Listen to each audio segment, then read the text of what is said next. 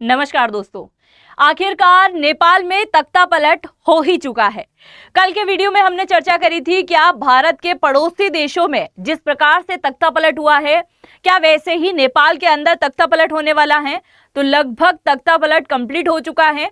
सेना के हाथों में देश की कमान जा चुकी है। यहाँ के प्रधानमंत्री नेपाल को छोड़कर दुबई भाग चुके हैं और पूर्व प्रधानमंत्री की पत्नी की हत्या भी कर दी गई है।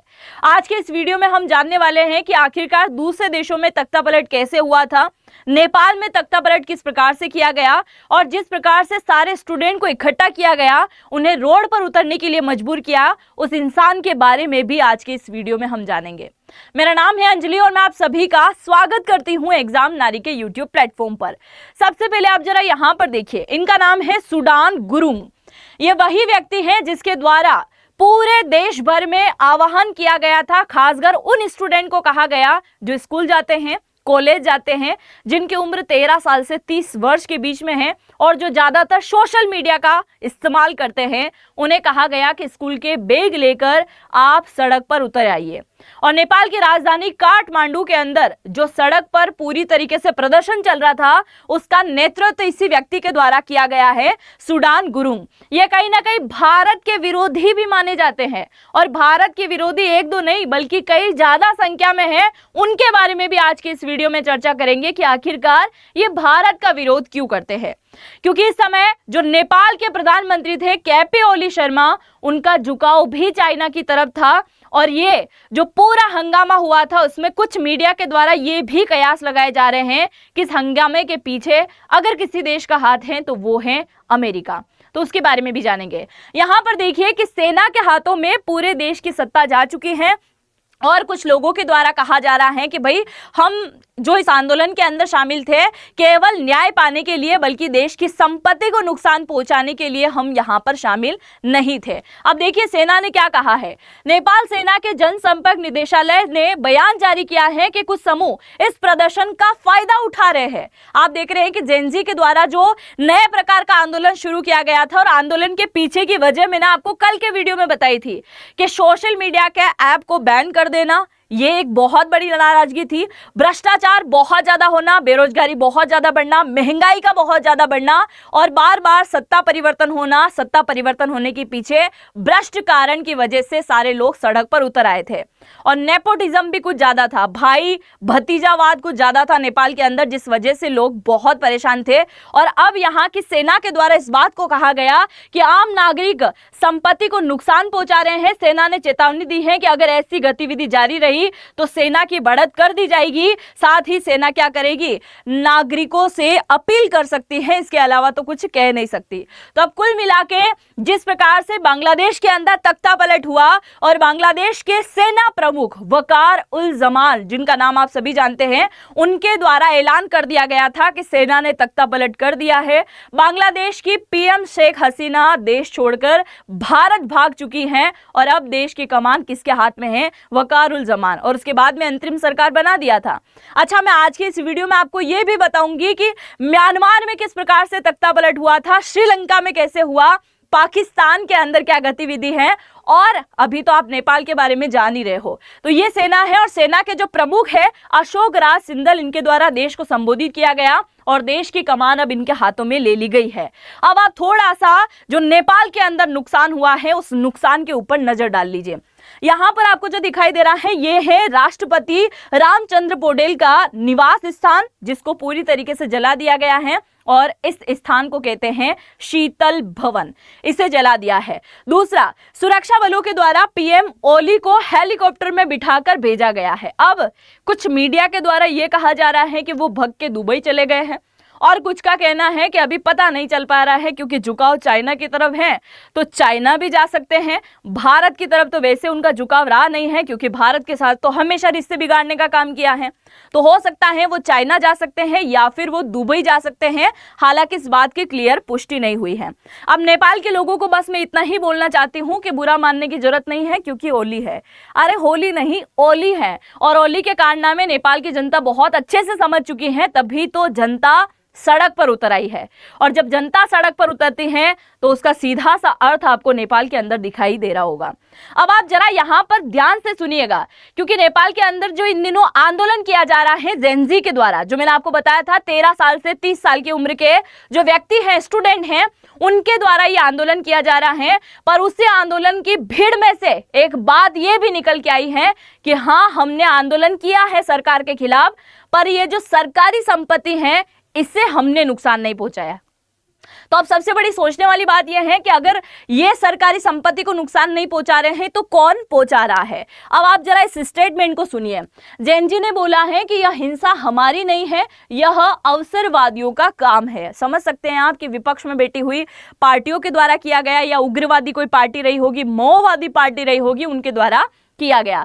नेपाल में विरोध प्रदर्शन के बीच जेनजी समूह ने इस हिंसा और तोड़फोड़ से खुद को अलग कर लिया है। इन्होंने क्लियर कह दिया हमने नहीं किया है। जेनजी नेपाल, हामी नेपाल और हाउ टू देश विकास जैसे समूह ने सोशल मीडिया पर बयान जारी करके कहा है कि यह हिंसा उनकी नहीं है।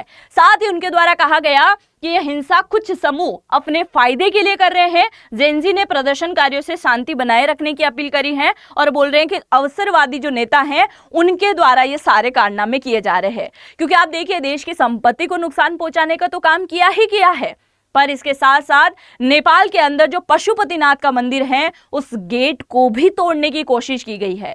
आप बताइए कि अगर देश जनता पूरी की पूरी जो है सड़कों पर उतर आ रही है, किसी प्रकार का अगर प्रोटेस्ट किया जा रहा है, वो चीजें तो समझ में आती हैं, पर अगर किसी मंदिर के गेट तोड़ने की बात की जा रही है तो वो थोड़ी सी कहीं ना कहीं सोचने वाली बात हो सकती है। इसके साथ ही आप यहाँ पर देखिए कि संसद भवन में उत्पाद मचाया गया बहुत ज्यादा, और संसद भवन के अंदर प्रदर्शनकारी जब घुसे तो आग तो लगा दी। 12,000 से ज्यादा व्यक्ति यहाँ पर घुसे थे, आग तो लगाई, पर इसके साथ साथ सुरक्षा कर्मी जो वहां पर खड़े हुए थे उनके हाथों से बंदूकें तक इनके द्वारा छीन ली गई थी। यहाँ पर जो आपको दिखाई दे रहा है 1700 कमरे का एक क्षेत्र हम मान सकते हैं, जहां पर प्रमुख मंत्रियों की मीटिंग हुआ करती थी, उसमें भी आग लगा दी, उसे भी पूरी तरीके से जला दिया। यानी कि आज के समय में नेपाल पूरी तरीके से धुआं धुआं हो रहा है। अब आप देखिए, नेपाल के पीएम बनने के लिए नए दावेदार भी उठकर आ गए हैं और इनका नाम है बालेन शाह। बालेंद्र शाह इनका पूरा नाम है, शॉर्ट नेम में बालेन शाह इनको कहा गया है। 27 अप्रैल 1990 को काठमांडू के अंदर जन्म हुआ। इनकी शिक्षा, इनकी डिग्री जो है भारत के अंदर मिली है। भारत में इंजीनियरिंग की पढ़ाई करी है इन्होंने। काठमांडू में मेयर का पद इनके पास में है। 2022 के अंदर स्वतंत्र उम्मीदवार के तौर पर इन्होंने चुनाव लड़ा और ये जीत भी गए हैं। 2023 की रिपोर्ट के अकॉर्डिंग टाइम्स मैगजीन ने विश्व के 100 शख्सियत की सूची में शामिल इनका नाम है। पर ये भारत के विरोधी माने जाते हैं। भारत के विरोधी क्यों? क्योंकि आप सभी जानते हैं कुछ वर्ष पहले भारत में एक मूवी रिलीज हुई थी, आदि पुरुष। इसका भारत में भी बहुत विरोध हुआ था, क्योंकि जिस प्रकार से भगवान राम की छवि है, माता सीता की छवि है, रावण की छवि है, उससे कुछ और ही तरीके से यहाँ पर प्रस्तुत किया गया था। ठीक है, भारत ने तो इसका विरोध किया, पर नेपाल के अंदर भी इस मूवी का विरोध किया था और उसके पीछे की वजह थी, सीता को यह कह दिया गया था कि सीता मां नेपाल की नहीं बल्कि भारत की है। अब आप मूवी का विरोध कर रहे हो वो तो समझ में आता है, पर आपने जब इस बात को लेकर बात बोली है ना कि सीता माता नेपाल की है भारत की नहीं, और भारत में उस समय रियासतें हुआ करती थी, या फिर हम बोल सकते हैं राजा महाराजाओं का शासन हुआ करता था, और राजा महाराजाओं का शासन मतलब भारत का हिस्सा ही नेपाल हुआ करता था। तो इतना ज्यादा अगर नेपाल के अंदर हंगामा चल रहा है तो भारत के अंदर मिल क्यों नहीं जाते, है ना? सबका साथ सबका विकास, नेपाल तक विकास, ऐसी सारी चीजें हो जाए। तो नेपाल के अंदर अगर मिलने की इच्छा हो तो प्रकट करो भाई जल्दी से, क्योंकि भारत के अंदर आज कई सारे व्यक्ति अखंड भारत का सपना देख के भी बैठे हैं। तो ऐसे तख्ता पलट होते रहेंगे तो आ जाओ भारत की शरण में। कहीं ना कहीं इस बात को एक्सेप्ट किया जा रहा है कि सीता माता अगर नेपाल की है तो नेपाल उस समय क्या नेपाल के नाम से जाना जाता था? नहीं ना, उसको तो भारत का हिस्सा ही माना जाता था।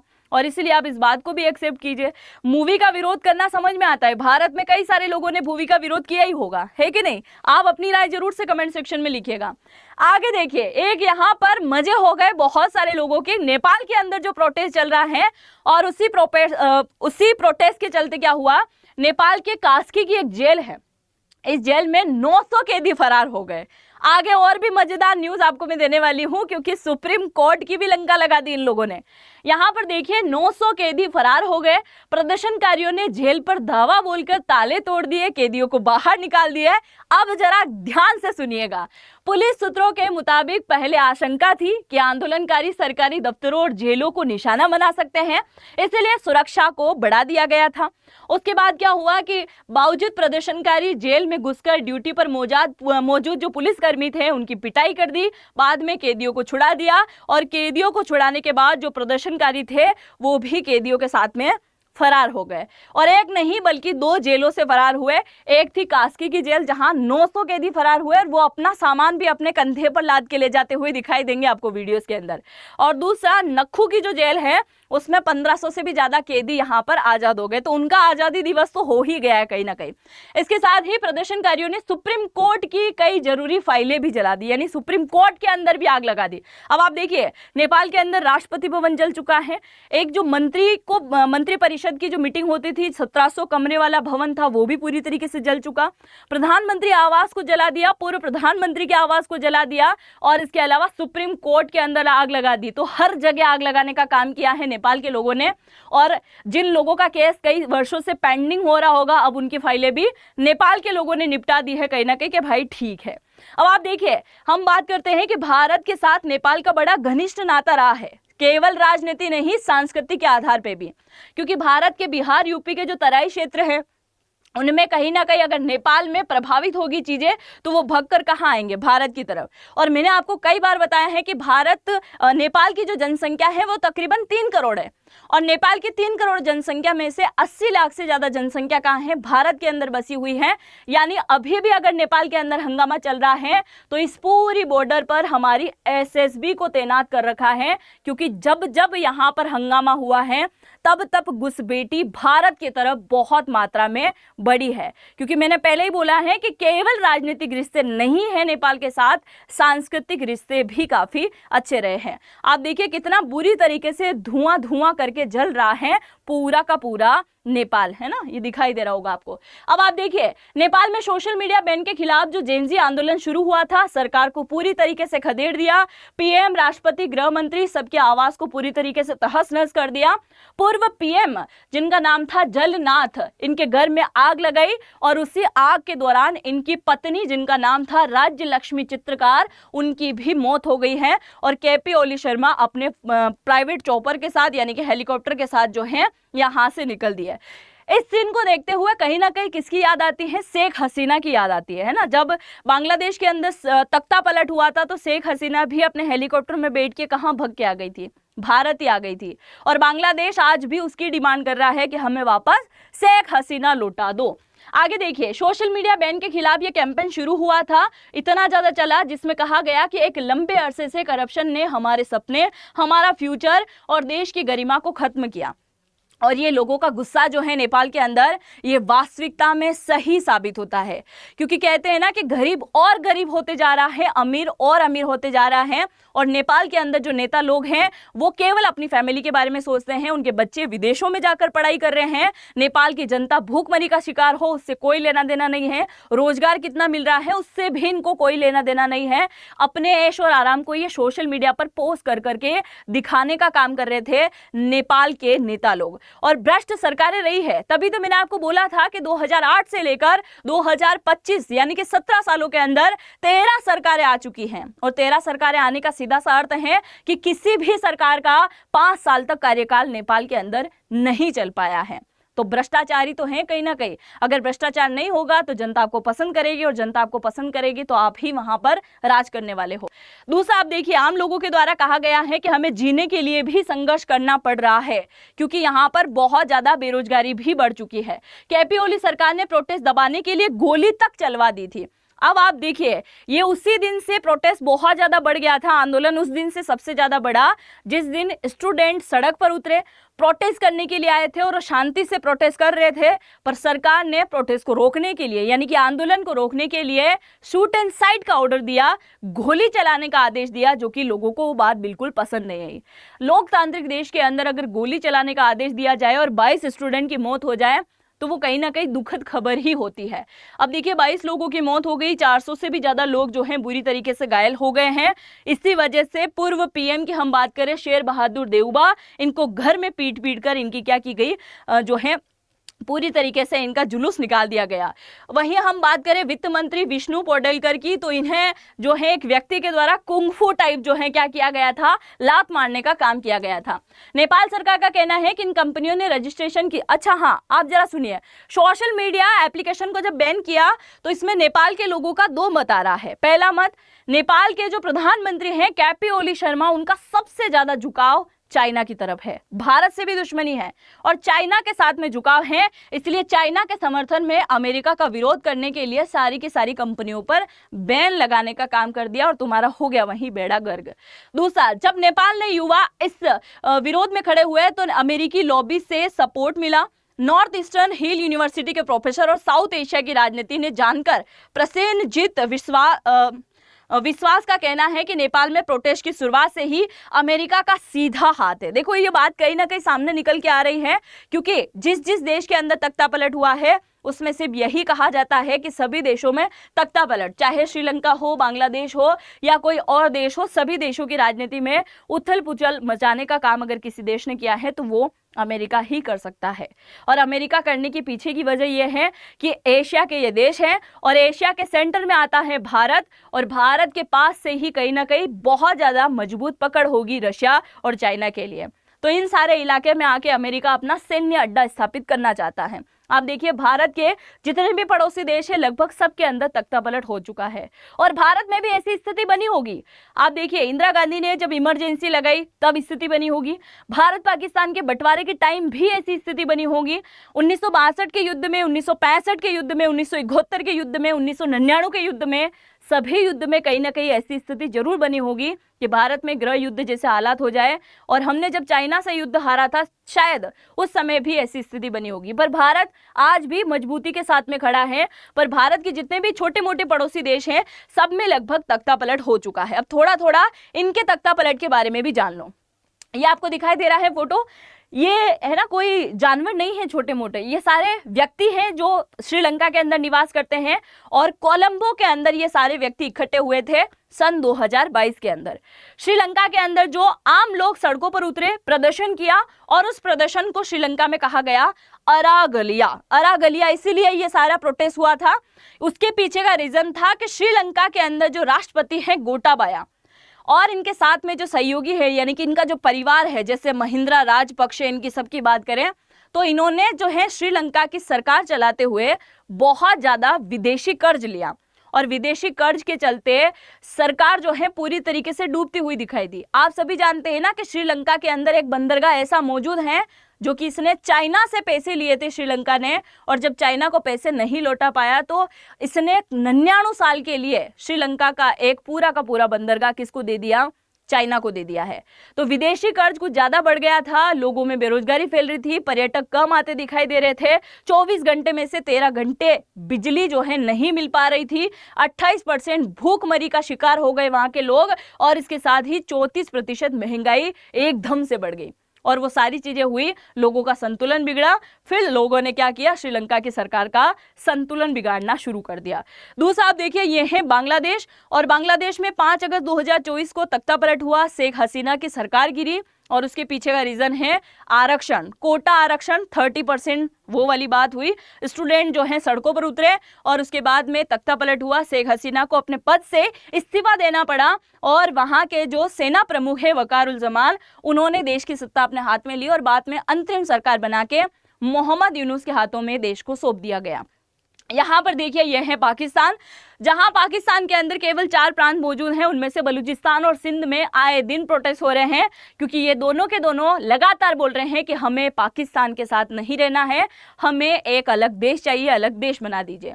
इसके साथ ही अगर म्यांमार की बात करें तो 2021-20 के अंदर जो है 21-22 में माफ कीजिएगा, म्यांमार के अंदर भी सैन्य तख्तापलट हुआ, सेना के हाथों में पूरी सत्ता चली गई। आज भी कुछ उग्रवादी संगठन बैठे हुए हैं जो लगातार कुछ न कुछ उथल पुथल मचाने का काम करते हैं। कहां पर? म्यांमार के अंदर। तो आप जरा इस नेपाल के बारे में जो भी अपनी राय लिखना चाहें जरूर से लिखिएगा। क्या ये प्रोटेस्ट लंबा चलेगा या फिर जो नई सरकार बनेगी उसका कुछ ना कुछ मत अलग टाइप से आने वाला है? आप जो भी सोचते हैं अपनी भड़ास जरूर से कमेंट सेक्शन में लिख दीजिएगा। और अब हम बात कर लेते हैं आपके काम की।